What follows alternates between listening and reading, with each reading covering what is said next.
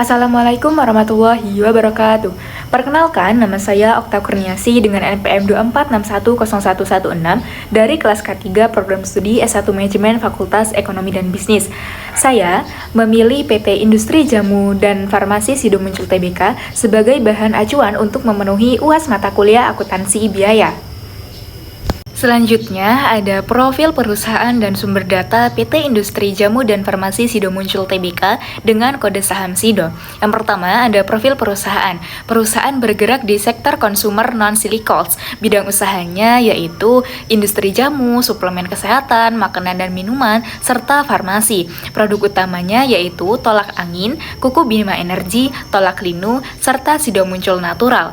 Alasan saya memilih perusahaan ini yaitu karena PT Industri Jamu dan Farmasi Sido Muncul Tbk merupakan salah satu perusahaan herbal terbesar di Indonesia yang telah berdiri sejak tahun 1951, memiliki kinerja keuangan yang stabil, produk yang dikenal luas oleh masyarakat, serta laporan tahunan yang lengkap sehingga memudahkan saya untuk menganalisis perbandingan kinerja keuangan antar periode.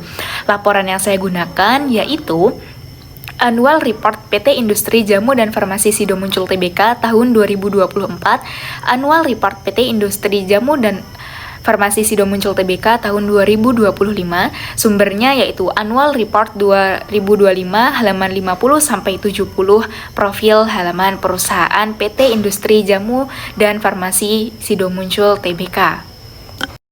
Selanjutnya, saya akan menjelaskan mengenai perbandingan kinerja perusahaan pada tahun 2024 dan 2025. Di samping saya sudah tertera tabel pendapatan atau penjualan bersih mengalami kenaikan dari 3.919 pada tahun 2024 menjadi 4.079 pada tahun 2025. Artinya terjadi peningkatan sekitar 4%. Selain itu, beban pokok penjualan juga mengalami kenaikan dari 1.618 menjadi 1.714. Meskipun biaya meningkat, perusahaan tetap mampu meningkatkan laba kotor, yaitu dari 2.300 menjadi 2.365. Laba bersih juga mengalami peningkatan dari 1.171 pada tahun 2024 menjadi 1.229 pada tahun 2025. Artinya kenaikannya itu sebesar 5%. Berdasarkan hasil tersebut, dapat disimpulkan bahwa kinerja perusahaan pada tahun 2025 mengalami peningkatan dibandingkan tahun 2024. Hal ini terlihat dari meningkatnya pendapatan sekitar 4% dan laba bersih sekitar 5%, yang menunjukkan perusahaan mampu meningkatkan profitabilitas meskipun beban pokok penjualan juga mengalami kenaikan. Selanjutnya, saya akan menjelaskan analisis biaya dan laba perusahaan berdasarkan dua rasio, yaitu persentase beban pokok penjualan dan margin laba kotor. Yang pertama, ada persentase beban pokok penjualan yang meningkat dari 41,29% pada tahun 2024 menjadi 42,3% pada tahun 2025. Rasio ini diperoleh dari perbandingan antara beban pokok penjualan dengan pendapatan.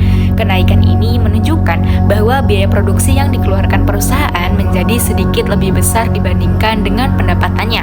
Kedua, ada margin laba kotor mengalami penurunan dari 58,71% menjadi 57,97%. Rasio ini dihitung dengan membandingkan laba kotor terhadap pendapatan.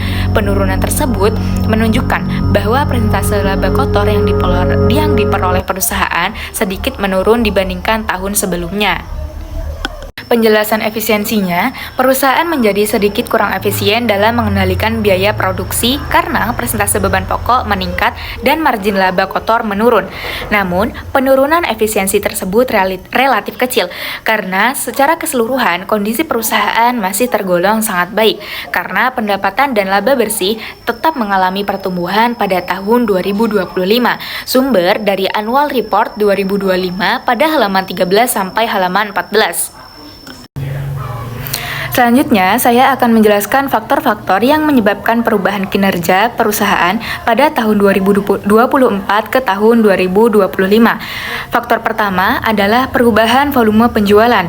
Penjualan bersih meningkat dari sekitar 3,92 triliun menjadi 4,8 triliun.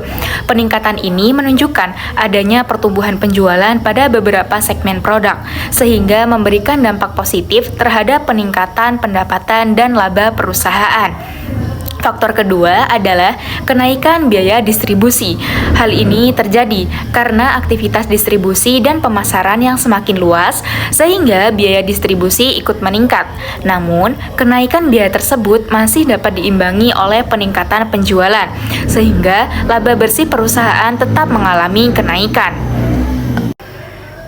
Dari dua faktor tersebut, dapat disimpulkan bahwa faktor yang paling memengaruhi kinerja perusahaan adalah meningkatnya volume penjualan. Peningkatan penjualan menjadi pendorong utama naiknya pendapatan sekitar 4% dan laba bersih sekitar 5% pada tahun 2025 dibandingkan dengan tahun 2024. Meskipun biaya distribusi juga meningkat, dampaknya masih dapat ditutupi oleh pertumbuhan penjualan, sehingga kondisi keuangan perusahaan tetap menunjukkan perbaikan. Sumber dari laporan tahunan PT Industri Jamu dan Farmasi Sido Muncul Tbk tahun 2025, halaman 124 sampai 126, serta analisis dan pembahasan manajemen halaman 13 sampai 15. Selanjutnya, saya akan menyampaikan kesimpulan dan saran dari hasil analisis yang telah dilakukan. Berdasarkan hasil analisis kinerja keuangan PT Industri Jamu dan Farmasi Sido Muncul Tbk pada tahun 2025 mengalami perbaikan dibandingkan tahun 2024. Hal ini terlihat dari pendapatan yang meningkat dari 3,92 triliun menjadi 4,8 triliun atau naik sebesar 4,10%. Selain itu, laba bersih juga meningkat dari 1,17 triliun menjadi 1,23 triliun atau naik sebesar 4,97%. Dari hasil tersebut terdapat beberapa saran yang saya berikan. Yang pertama, perusahaan perlu meningkatkan efisiensi produksi melalui pengendalian biaya bahan baku dan proses produksi agar biaya produksi menjadi lebih rendah sehingga margin laba kotor dapat meningkat. Saran kedua, yaitu perusahaan perlu mempertahankan pertumbuhan penjualan dengan memperluas wilayah pemasaran dan mengembangkan produk baru agar dapat menjangkau lebih banyak konsumen. Dengan demikian, diharapkan pendapatan dan laba perusahaan terus meningkat, serta daya saing perusahaan semakin kuat.